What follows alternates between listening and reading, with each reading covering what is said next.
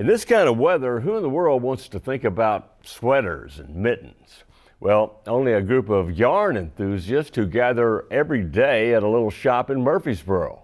And as Susan Watson discovered, these ladies are a tight-knit group with a shared passion for their fiber art. People have been knitting around the globe for centuries. But here in Murfreesboro, the center of the yarn universe can be found in a little yellow building just a few blocks off the square at a place called the Knaughty Knitter. Now inside, you'll find a world of fabulous fibers and never-ending fun.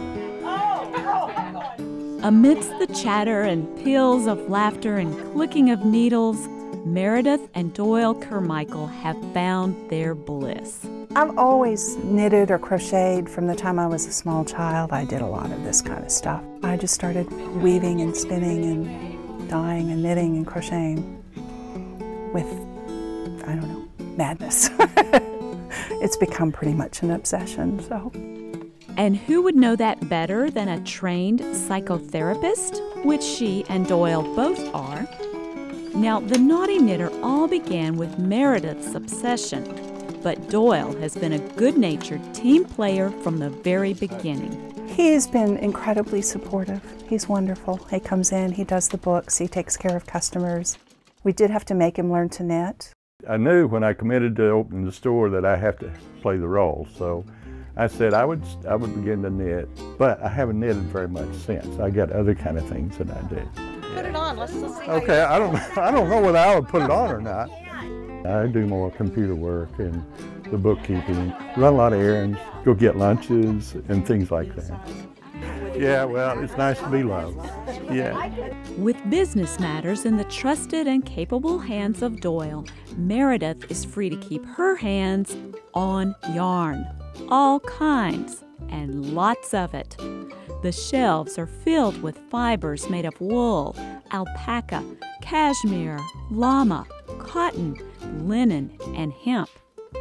Some come to the store in the perfect shade of this or that color, but Meredith also enjoys creating her own color palette. When I started dyeing, I started using Kool-Aid because that's an easy way to do it.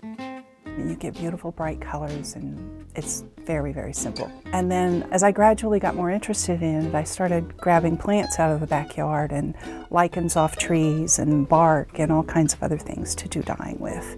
And those give you some really wonderful, subtle colors that you couldn't find anywhere else. Here at the Knaughty Knitter, you can learn for yourself how to dye fiber, to weave and spin, or to felt wool. But just figure out what you want your design to be, and you put a piece of nice little wool down, and you just start punching it. And of course, there are knitting and crocheting classes, even for beginners like me. I normally knit left-handed, so this is going to look completely awkward because I'm trying to teach you right-handed. And I'll let you try. Okay. And I'll talk you through it. Okay. Awesome. How long before this will be a scarf? A week. A week? Okay, not bad. You can keep going. It's just knitting. It's okay if you have to rip it out.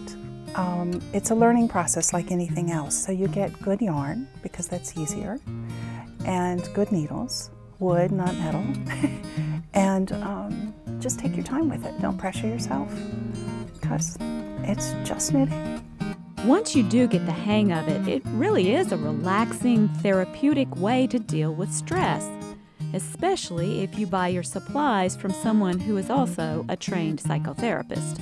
You know, they come in and they talk to me about things that I probably didn't want to know, but it's therapy to be doing this too. It's very relaxing, helps a lot with stress. People, you know, tell me that all the time. They want to come learn to knit so that they can deal with their stress differently.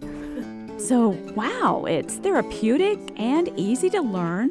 It costs less than a trip to Starbucks to get started. You can knit by yourself, with a best friend, or make it a party. And of course, it's great to be able to take string and sticks and make something useful and beautiful. Well, no wonder so many people are joining the fun. There are online knitting and crochet and spinning communities that just keep the inspiration coming in ways that we didn't have before. While technology is helping to share ideas in ways not possible a generation ago, it is ultimately the community of people who gather around Meredith's table who inspire her the most. Part of my business plan was to create a fiber community of people who would support each other and help each other be more creative, inspire each other. Whether she's busy crocheting a scarf or knitting a sweater, Meredith Carmichael's days are all carefully crafted to perfectly fit her style. I get to be in all this yarn all day. And I get to be around other people who love it as much as I do.